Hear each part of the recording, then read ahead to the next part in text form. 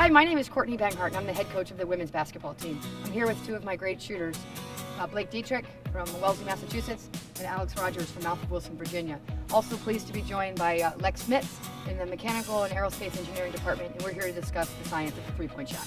I try to square up to the hoop as much as I possibly can, and I try to set my feet for the jump, which some people don't agree with, but that works for me in loading my legs and getting enough on it to get it to the basket. That's really what I focus on. I think I'm more of a look at the back of the rim type of player, and I really focus on trying to shoot up and not out towards the rim. As long as my legs are prepared, I think between a three-pointer and other shots, my release doesn't really change. It's the amount of leg drive that's used that changes. And I think I also probably don't have quite as much arc on a three-pointer because you're a little further away, so you're trying to get it there more than get it up. And for me, I think the release is about the same anywhere on the court, but like she said, you're trying to get the ball there, so a little more power from the base. And I think we both have pretty good rotation on our shot, so we try to flick the wrist to get it there as well.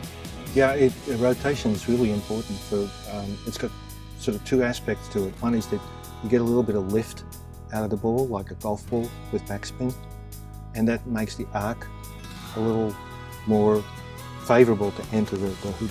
But then also, if it hits the back of the rim, if you have that spin on it, instead of bouncing away, it tends to bounce up, and that obviously enhances your chances of getting it through. So spin is really important. Yeah. If there was one way to do it, I guess we try to master that. Yeah, but I think consistency is so important, isn't it? When you know what the right shot feels for you, right? Your own style, your own delivery. I think that's really important. But there's underlying physics. I mean, you're going to have a better margin of error with a higher angle of release. But on the speed of release, you have almost no margin of error. It has to be just perfect. I don't know how you guys do this. And that must be all that training and all that muscle memory. Yeah, that's something we don't think about. Like, I don't think about how hard I'm shooting or like the speed of the ball coming off my hand. So that is interesting that it's crucial and we didn't even know. No, because you can have a little bit of leeway in the angle, but not in the speed. Because you're either going to hit the front or the back, and it's not going to go through. It's just amazing. It's so sensitive. So there's a couple of things that you can see about the release. One is that the upward motion of the legs push the body up, and at the same time your arm is going up to deliver the speed of the ball, and the wrist is imparting the spin. And the spin is really important for two reasons. One is that obviously it's going to cause a little bit of lift on the ball, like a golf ball, but it's particularly important for when it hits the rim.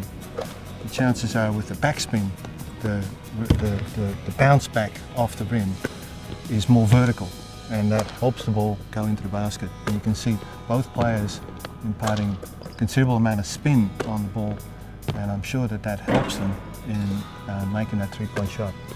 But it deviates a little bit from the parabola because of the spin that causes that lift, and also because of air resistance. Air resistance is also important. It slows the ball down a little bit, and so you actually have to aim a little bit deeper than you think to compensate for that air resistance. So you've got those important things: the spin, the air resistance, but these are small effects, but of course they're going to make a big difference when you're trying to hit such a small target. And I think that's a particular skill of the three-point shot, is to understand all those subtleties and make that part of your routine. You're ingrained in the motion and the practice and the muscle memory.